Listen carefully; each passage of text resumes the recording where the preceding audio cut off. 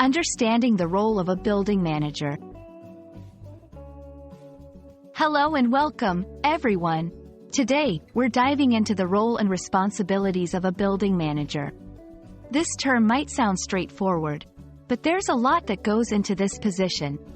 So, whether you're looking to improve your English or simply curious about what a building manager does, you're in the right place. A building manager, often referred to as a property manager, is responsible for overseeing and managing the operations of a building. This can include residential properties, commercial buildings, or even large complexes.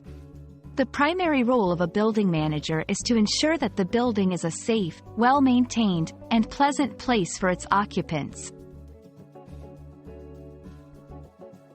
The responsibilities of a building manager can be quite extensive. Here are some of the main duties. 1. Maintenance and repairs, ensuring that the building is in good condition, addressing any repair needs promptly. 2. Safety compliance, making sure that the building adheres to all safety regulations and laws. 3. Tenant relations, communicating with tenants, addressing their concerns, and ensuring a positive living or working environment.